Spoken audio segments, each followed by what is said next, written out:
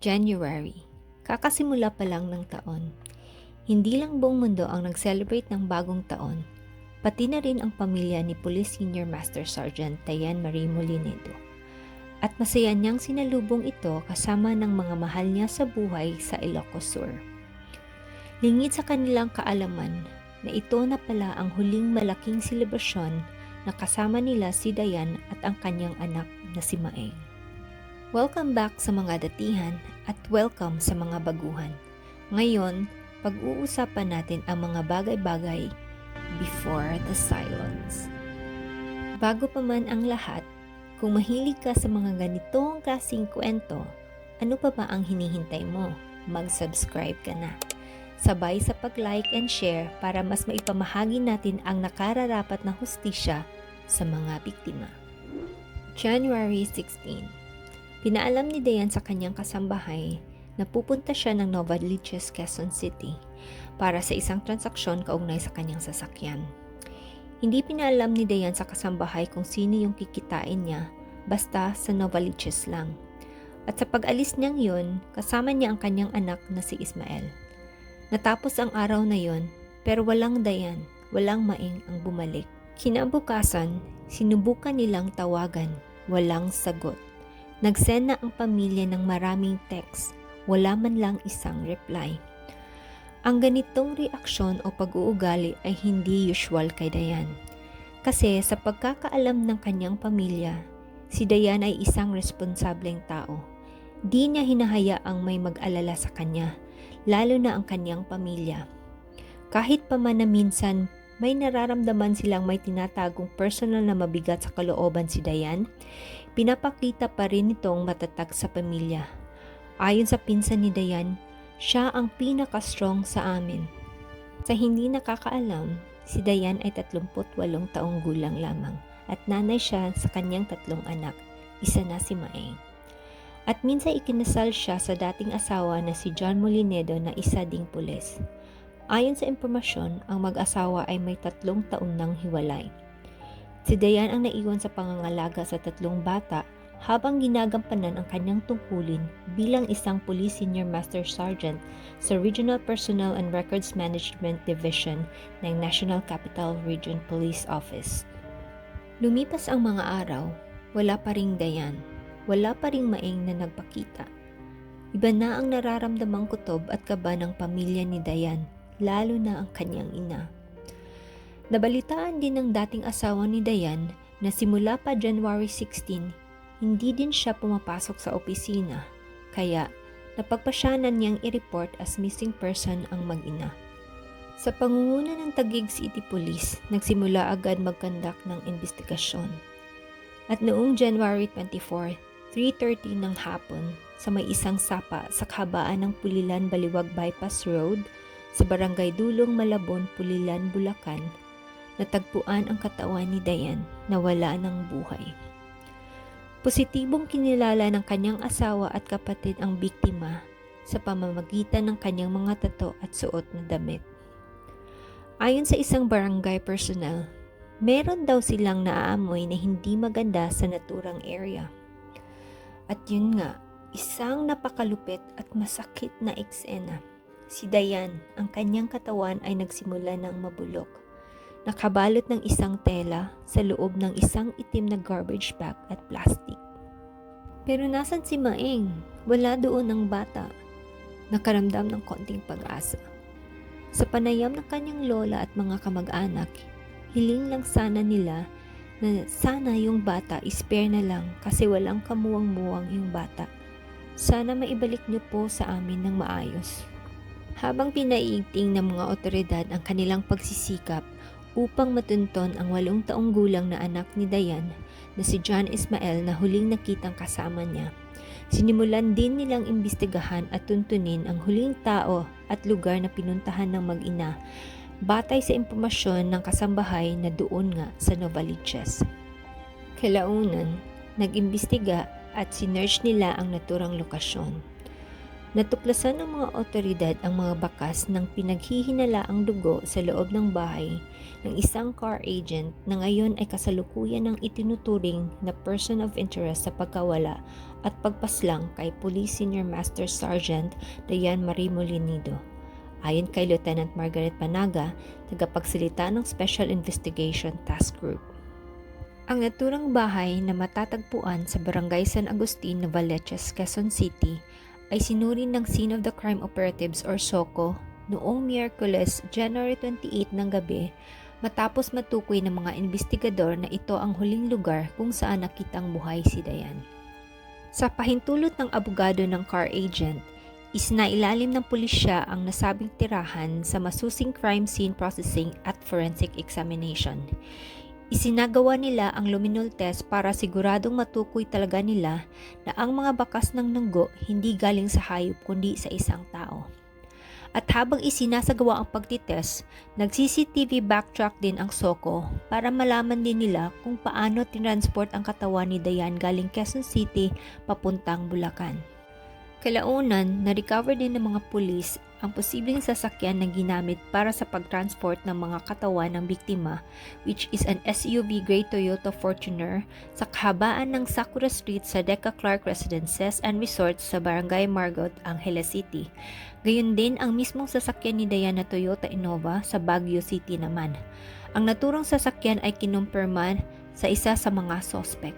Ngayon, meron ng person of interest, hindi lang isa, hindi lang din dalawa, kundi 3. Ang car dealer agent na si Pia Katrina Chua Panganiban, 29 years old, at ang kanyang asawa na si Christian Panganiban, 44 years old na isang dismissed police officer, at ang pangatlo si Hil Valdemoro D. Jr., 41 years old na kanilang kasambahay. Si Hil Valdemoro D. Jr. ay kusang sumuko sa mga otoridad sa kadahilan ng hindi na kaya ng kanyang konsensya ang nasaksihang krimen. Ayon kay Hil, inosente siya. Hindi siya kasali sa pagpaslang ng mag-ina. Inutusan lang siyang buhatin at mag-transport ng mga wala ng buhay na katawan ng mga biktima. Hindi na din siya nakaangal sa kadahilan ng may takot siyang nararamdaman galing sa kanyang amo. Sa unang panayam kay Pia Katrina, may mga phone records daw siya na makakapagtibay na wala siyang kaugnayan sa krimen na nangyari. Ayon pa nga niya, nag-message pa daw si Dayan na okay lang siya at meron pang ibang pinuntahan. Nakuha rin mula sa bahay ng mga suspect ang cellphone ni Dayan, pati na ang 100,000 pesos na cash. Wala na. Paano wala na? Wala na. Meron ba kayong conversation ng ninang mo? Yung nga po, sinasabi ko, pwede tayo magpakamit sa MTC. Pinabilig na ko lahat ng mga log niya. Nasaan? Nasaan? Andun po sa cellphone ko, pinabilig na ko yung wala. Pwede mariretrieve yan. Mariretrieve natin yan. Messenger ba? Messenger? Phone number. Paano? Kaya. Sige. Kaya mo yun, MTC. Tulungan niyo po. Password ng asawa mo. Hindi ko alam siya. Paano niya pinatay si Ninang?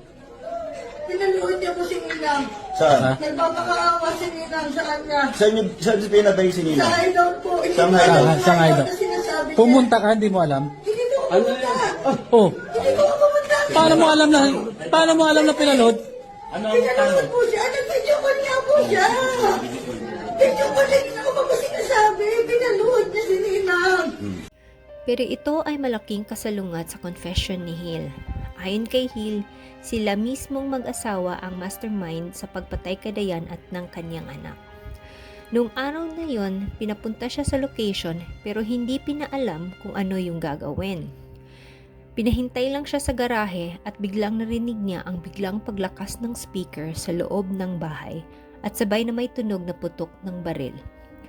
Pagbukas niya ng pintuan, dunan niya nakita ang isang babae na hindi niya kilala na binaril na. Sa puntong yon, nagkagulo na. Sinabihan pa siya ni Christian Panganiban na huwag kang magsasalita kundi ikaw ang isusunod ko. Voluntary po na tumuko sa kapulisan po dahil nahabag na po yung kalooban ko. Nakukonsensya na rin po ako sa sa nangyari at gusto ko rin pong nanlulumo po ako sa ginawa ng mag-asawa na yun. Gusto ko rin po talagang gusto ko yung sarili ko na sila po talaga yung may kagagawa ng lahat. Hirap po kasi sa kalooban ko yung nangyari na yun. Kaya voluntary po akong nagbigay ng salaysay. Pawang katotohanan lang po talaga. Sila po talaga ang may gawa ng lahat po. Ano pa ang nasaksihan? Yung 16 po yung gabi na nangyari po yun. Ako po ay tinawagan na papuntahin doon sa lugar na pinangyarihan. At alas 8 po ng gabi, pumasok po ko sa bahay na yun, sa gate, sa garahe po ko. Nag-istampay at tinanong ko po yung asawa ng babae na si Pia Katrina Chua na kung ano yung iuutos sa akin na bibilin sa labas. After po noon, lumabas po yung lalaki na asawa na ni Pia na tinanong po ako na, pare, saglit lang dyan ka lang, huwag kang aalis. Sabi niya sa akin ganun. Tapos, bigla na lang may kumatak sa gate. Kasama na rin ng Pia. Pagbukas ko ng gate, kasama ni Pia yung biktima po na isasabi ko.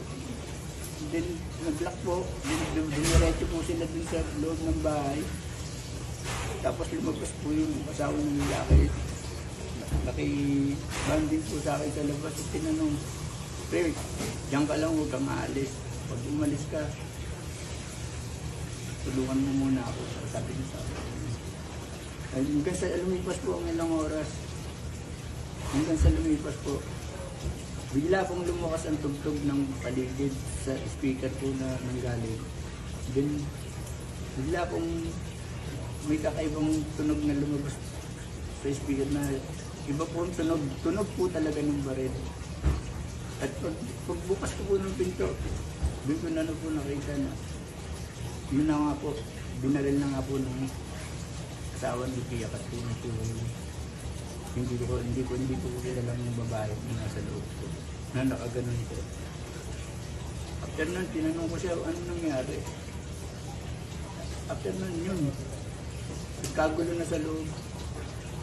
Sinabihan ako nung asawa ni Pia Katrina na kung magsasalita, ikaw ang isusunod ko. Kalaunan, noong January 29, natagpuan na sa wakas si Maeng, 5 araw after nakita ang bangkay ni Dayan. Pero imbis na magsaya, ang ganitong yugto ay mas lalong nagdala ng pasakit sa pamilya.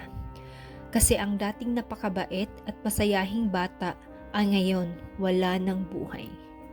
Nakita ang kanyang katawan sa isang kalamansi farm sa Barangay Maluid, Victoria, Tarlac. Ang katawan ng bata ay maayos na pagkabalot ng plastik mula ulo hanggang paa. Dahilan na sabi ng magdadamo na nakakita na kahit sa malapitan, wala silang naamoy na masamang baho. Pinaniniwalaan din na doon tinapon ang katawan sa dahilan na naliblib ang lugar, mahaba ang damo, mahirap mapansin. Ang mga residente ay hindi makapaniwala kasi first time talaga na nangyari ang ganitong insidente sa kanilang lugar. Kung yung dahilan ng kamatayan ni Dayan ay ang pagbaril sa kanya sa may bandang tenga at tumagos sa kanyang pigi, si Maeng naman ay pinaniniwalaang nawala ng buhay dahil sa asphyxia by suffocation. Ibig sabihin, sinakal hanggang nawalan ng hininga. Or to be specific ayon sa mga pulis, ginapos ang kanyang liig at binalot ang kanyang ulo ng plastik. Imagine, ganyan kabrutal at demonyo ang mga taong gumawa nito. Alam niyo ba kung ano ang mahigit na masakit sa krimeng ito? Is ang mismong suspect na si Pia Katrina Panganiban ay hindi estranghero sa buhay ni Dayan. Si Pia ay mismong inaanak ni Dayan sa kasal. Ninang si Dayan ni Pia. Kaya walang ni isang alinlangan o kapahamakang nararamdaman si Dayan noong January 16 na nagkita sila. Sa salaysay ni Pia, anya, ang tunay daw na pumatay sa ninang niya ay ang mismong dating asawa nito na si John Molinido na isa ding police officer. During sa mga oras na ginagawa ang krimen, rinig ni Pia na sinabi ni John Molinido kay Dayan, napakawala mong kwenta. Napakasakim mo sa pera, lahat ng ari-arian mo sa akin na mapupunta, oras na mawala ka. Sabi niya, napakawala kwenta, napakasakit mo sa pera. Lahat ng ari-arihan mo sa akin na mapupunta. Oras na mawala ka. Naririnig ko yung bata nag-iiyak. Sabi ko na ako yung bata mo akong gagalawin. Anak mo yan. Anak mo yan. Yung sinasabi Kwento mo yan. Kwento mo yan. Habang sinagot naman siya ni Diana, "Huwag mong gagalawin ang bata, anak mo yan." At dahil sa impormasyon na to, naging person of interest na din ang dating asawa ni Diane. Ayon naman sa dating asawa ni Diane, "Sa akin okay lang, nakikipag-cooperate naman ako. Hindi naman ako nagtatago, narito ako pag may tanong sila. Sinasagot ko naman. Normal lang po yun kasi may hindi rin kaming pagkakaintindihan." Sa hindi inaasahan, biglang may isa pang suspect ang voluntaryong sumerender. Isang babae, kapatid ni Christian Panganiban na asawa ni Pia Katrina. Kung hindi ako nagkakamali, isa sa mga interviews ni Pia, nabanggit niya na 4 daw silang nandun sa pangyayari. Sa isang emosyonal na press conference nitong Martes, Pebrero 3, ibinunyag ni Department of Interior and Local Government Secretary John Vic Remulla na itinuturing na ng mga otoridad na case closed ang pagpatay kina Police Senior Master Sergeant Tayan Maray Molinido at sa anak nitong si John Ismael Molinido. Matapos maaresto ang 4 na suspect na ituturong utak sa likod ng karumal-dumal na krimen. Ibinahagi din niya ang mabibigat na detalye at mga ebidensyang nakalap ng pulisya sa masusing investigasyon. Batay sa investigasyon, pinatay umano ang mag-ina dahil lang sa isang napakawalang silbing scam o fake car transaction. Dahil lang naging sakim sa pera, sinamantala ni Pia ang pagtitiwala ni Diane. Kasi kung iisipin nyo, hindi kailanman siguro sumagi sa isipan ni Diane na gagawin to ng mismo niyang inaanak. Plano sana ni Police Senior Master Sergeant Tayan Marie Molinido na bumili ng kotse na nagkakahalaga ng 1.1 million peso sa tulong ng car agent na si Pia Panganiban. Nakapagbigay na siya ng 550,000 peso bilang paunang bayad. Upang makumpleto ang kaubuang halaga, humingi umano ng tulong si Molinido kay Panganiban para maibenta ang kanyang Toyota Innova. Ayon sa pulisya, matapos makuha ang pera mula sa transaksyon, doon na isinagawa ang karumal-dubal na pagpatay kay Diane at sa kanyang anak. Nakaupo si Diane ng barilin. Nung una, balak nilang hindi papatayin ang bata. Iligaw lang kung saan. Pero mismo si Pia ang nagpupumilit na patayin ang bata. Sabi niya, kilala na sila ng bata at baka magsumbong. Kaya yun, ginapos nila ang liig at binalot ang ulo ng plastik at hinayaan hanggang sa mawalan na ng buhay. May naganap na transaksyon sa pagbibenta ng Toyota Innova na nagkakahalaga ng humigit kumulang 450,000 pesos at ang naturang pera ay ibinigay kay Diane Molinido, pahayag ni DILG Secretary John Vic Remulla. Samantala, ayon kay Quezon City Police District Director Colonel Randy Glenn Silvio, peke umano ang inaalok na Montero ng mga sospek at malinaw na planado ang krimen. Paliwanag ni Silvio, ang plano, pag nabenta yung 450, ibibigay yung bayad kay Pia para makumpleto yung 1 million na order nilang Montero. Wala naman talaga Monterong darating kasi wala namang order. Matapos ang krimen, isinakay na ng mga sospek sa mismong sasakyan nila ang mga labi ni Diane Molinido at ng kanyang anak. Ngayon, ang mas nakakapangilabot at nakakatindig balihibo is kasama mismo sa biyahe ang mga anak ni Pia Panganiban at Christian Panganiban, pati si Hil Valdemoro. Can you imagine na habang bumabiyahe kayo, nakaupo ang mga bata, mga anak nyo, sa harapan, habang nasa likurang bahagi naman ng sasakyan ang mga biktima, napatay while nakabalot at nakatago.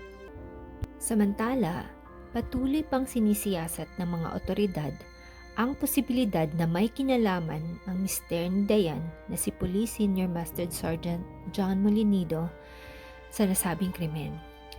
Kaya sa ngayon, nananatili pa rin siyang person of interest. Hindi rin maiwasang isipin ng Department of the Interior and Local Government Secretary John Vic Remulla, pati na rin ng mga netizens na maghinala sa dating asawa ni Police Senior Master Sergeant Diane Marie Molinido na si John Molinido. Kasi kung naalala nyo, nang malaman niyang patay na ang kanyang asawa, sa halip na ipa-autopsy, agad niyang ipinakremate ang katawan. Kasama pa ang mga suot nitong damit.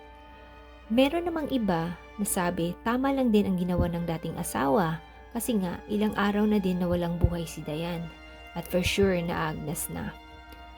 Maraming debate. Pero sa akin lang din, pwedeng ilagay lang sa morgue for the meantime para at least masusi ng mabuti ng mga otoridad. At nang tanungin din siya tungkol sa posibleng kinalaman niya sa nangyari, kapansin-pansin umano na wala siyang ipinakitang pagsisisi, hindi man lang umiyak, hindi rin napagkita ng lungkot. Ano sa tingin niyo? Leave a comment. Now, as of latest, kinumpirma ni QCPD Director Randy Silvio na winidraw ng kapatid ni Diane ang kaso laban sa dating asawa na si John Molinido. Kaya sa ngayon, pansamantala ang nakarelease si John. Sa pamilya ni Diane at Maeng, I hope you truly find justice for Diane and Maeng kasi hindi nila ito deserve. At sana sa mga may tunay na may sala, makakatanggap sana sila ng nakararapat na kaparusahan. Salamat sa pakikinig. Don't forget to subscribe and see you next time.